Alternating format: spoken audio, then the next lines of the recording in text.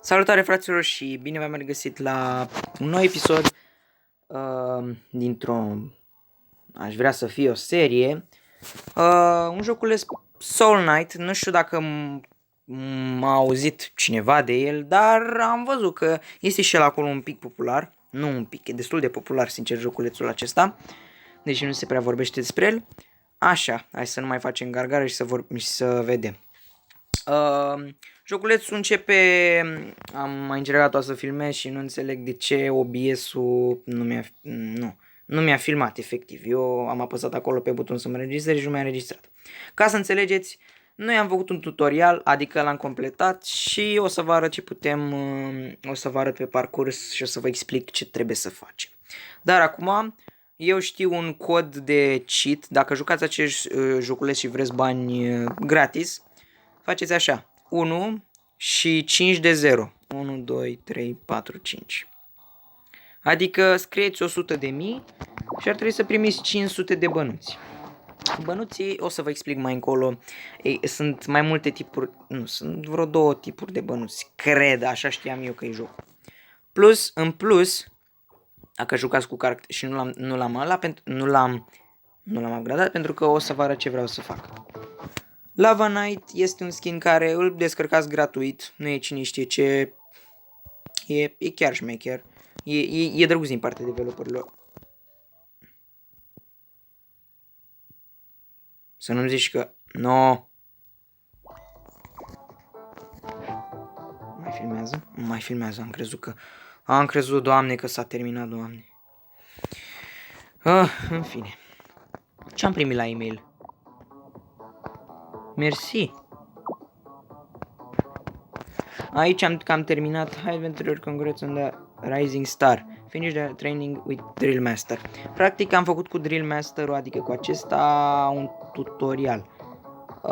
Nu cred că e necesar să mai facem decât hai să trecem direct la acțiune, pentru că știu că aproape nimeni, nici măcar eu, nu aș vrea să mă uit la cineva să facă doar un tutorial tot meciul, tot jocul, frate, ce Dumnezeu.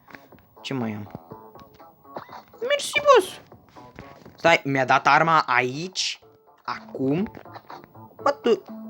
Asta e arma pe care mi-a dat-o la tutorial. Bine, cea pe care am upgradat-o. O să joace cineva și o să-mi zică de faza asta. Ca să nu zici că sunt incorect.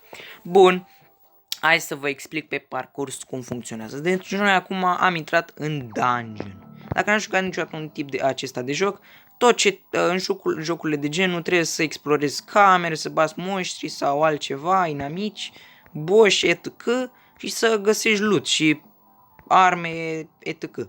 Aceste animale sunt 100 companii, o pisică foarte drăguță și acesta e un skin, nu e un caracter. De-aia ați văzut și voi că am selectat de acolo, că ăsta e cavalerul, care numai cu acest caracter, că eu acum, sincer, asta nu e prima dată când joc acest joc.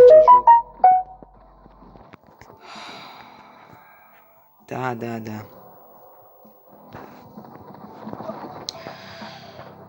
Mesajele astea mă terorizează, mai ales alea de la WhatsApp. Trebuie să fac o setare, că nu știu. Trebuie să-i fac ceva. O să iau doar arma ca să se pună că am luat-o. Știți că am folosit-o. Pentru că am văzut și oameni care atunci când joacă nu iau arma și nu se pune ca și cum au găsit-o. Pentru că se pune doar când ai luat-o în mână. Ca atunci când furi, dacă nu ți-au găsit ăia urmele de amprentă pe pistol, chiar dacă tu, nu știu, să zicem că ai avut mănuși, nu e vina ta. Deci, exemplu, gata, am putut să zic. Bă, da, ce muzică au ăștia. Apropo, fraților, am văzut și eu că la un moment dat în episodul recent, în primul meu episod din Among Us, am văzut că anumite sunete foarte puternice din joc efectiv m-au acoperit complet și s-ar putea să nu mai auziți vocea chiar așa de mult. Eu cât am filmat, frate? Hai să zicem cât am filmat. Nu-mi zice cât am filmat. Stați un pic, revin imediat. Da, și am revenit, bine, chiar dacă la voi a durat poate o secundă sau nu știu cât a durat.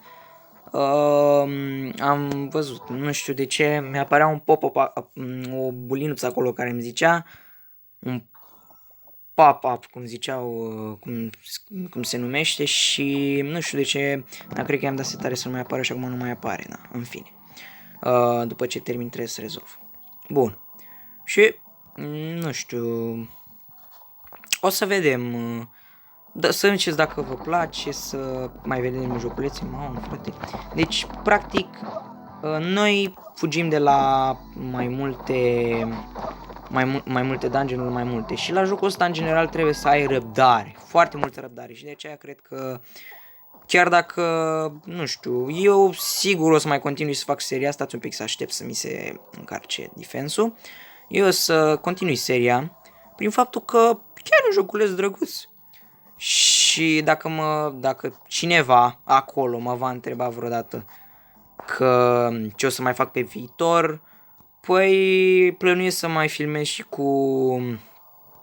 plănuiesc să filmez un shooter, un open world, și open world-ul meu preferat și o să mai văd. Poate încă un videoclip de Among Us. Da, clar, de Among Us o să mai fac. Ca să înțelegeți, animăluțul de companie în jocul ăsta chiar face ceva, adică chiar îi atacă dacă ești atent, un pic. Dar nu imediat, știți? În fine. Ce mai era? A, da. Și am observat că, fraților, deci îmi sună, mai știți când ziceam în Among Us cât de ciudat îmi sună vocea? Ei, cred că m-am răzgândit un pic, pentru că, nu știu, sună așa, nu știu, așa calmă, dar eu nu sunt calm acum. Eu nu prea sunt calm. Eu nu știu despre ce să mai vorbesc, că nu știu. Na. Bă, fraților, și nu știu. Dacă vreți puteți să-mi ziceți ce jocuri ați mai vrea să jucăm. Ce ăla, un Cage? Nu am văzut niciodată. Niciodată n-am văzut. Asta update-ul noi pentru mine. Dacă vreți puteți să-mi ziceți mie ce am mai putea să jucăm. Dacă nu, nu. Ai, caut eu. Și, na. Ce? Cage. Destroy the Cage.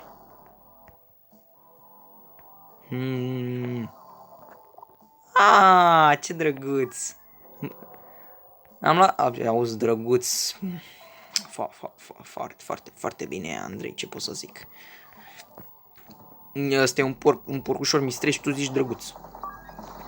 Apropo, și da, știu, poate cei care au mai jucat jocul ăsta și da, știu că ar trebui să mă dau jos, dar am descoperit și eu recent și m-am și eu filmat un pic, adică am jucat până atunci, sau da, cam așa. Când s-au băgat ăștia, când s-au băgat mount-urile, așa se numesc ele, adică astea de călărești, efectiv,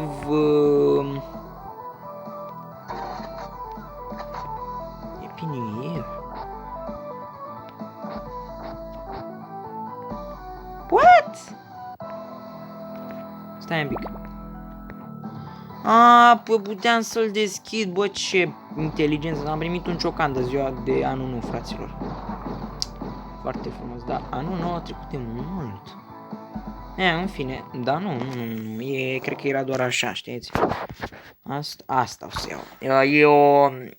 Mă scuzați, fraților, dar că nu pot că nu vă las să citiți voi. Uite, s-au regenerat viața, e ok, tot e ok. Nu luăm nimic de la vending machine, că nu avem bani. Și o să folosesc melee acum, pentru că după ce mi-amintesc că la 164 mi se pare că vă oferă, după ce terminați o arenă, ceva semnificativ. Stai să mă dau, că moare ăsta. Așa, ia îți dau cu ciocan. Am luat o putere care știți ce facem? Pe lângă că îmi dă muniție, am luat aia de la statuie, am luat Price, care de fapt Price-ul, cred că, adică preotul, cred că după numele lui, cred că poate să-și dea heal sau ceva. Habar n-am, fraților, n-am mai jucat așa. Bleach. Știți de ce? Asta e preferata mea și știți de ce? Priviți.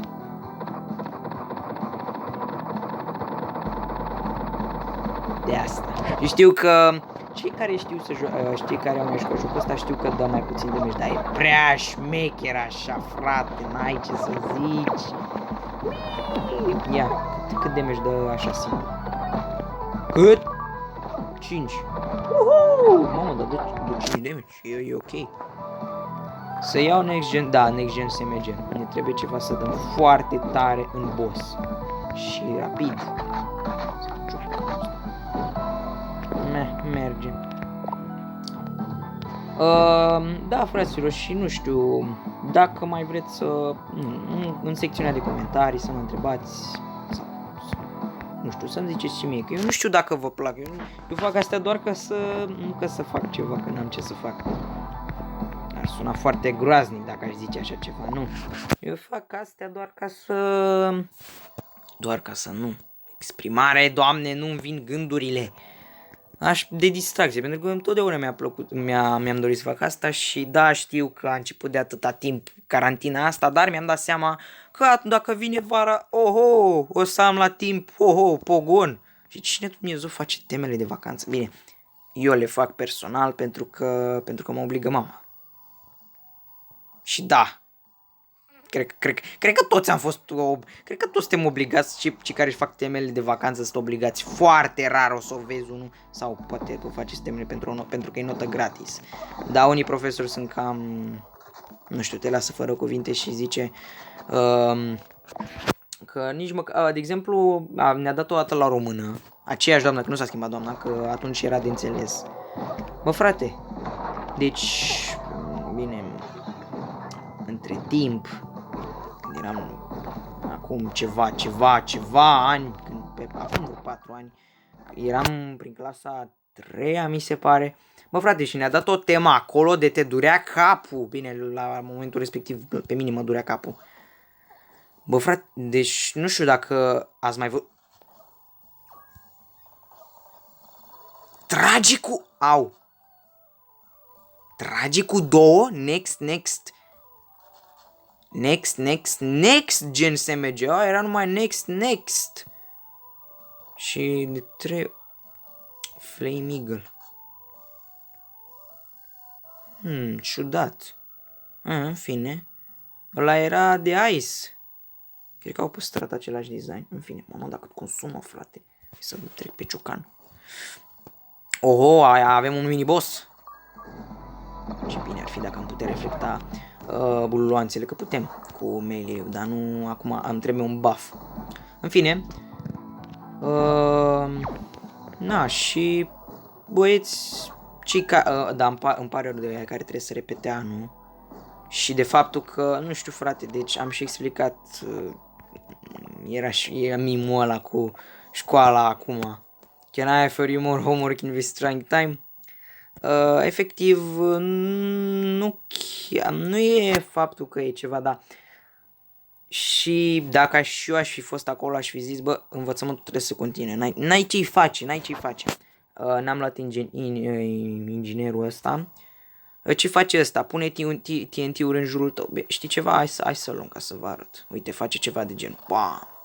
Că v-am zis că nu mi-a registrat de fapt, că de filmat am filmat. Bă, frate, și efectiv era ceva gen acolo. Bă, deci eu filmasem cât 10, cred că maxim 10 minute. Nu la ce, cum sună. Am luat ăsta. Și cum v-am mai zis că, cum îi zice, că trebuie să luați armele direct așa. Mă rog, să merg pe ăsta, dai, dă-l Dumnezeu, că și așa vreau să scap de el, sincer. Mă scuzați, îmi place să trag cu arma în jocuri. Au, nu! Cum ai îndrăznit? Vei simți furia mea? Furia caracterului, că a mea... Bă, au făcut boss și mai greu ăștia? A murit. Nu o să vizualizăm niciun video, că aș fi făcut asta. Novice Adventurer Workshop Magic Area. O știu pe aia, o știu, e șmecher. Cât am filmat? Stați un pic, fraților, să văd și eu cât am filmat. Păi, fraților, cred că ne vom opri aici. Eu, pentru că mi-am dat seama că cât de lung a putut să fie primul meu video, adică Bă, și eu am fost prea de tot. Îmi pare rău, fraților, dar și eu am fost prea de tot. Deci chiar am fost prea de tot. Adică eu, de-abia am început jocul și deja am băgat un video de la de 20 de minute. Doamne, ce om.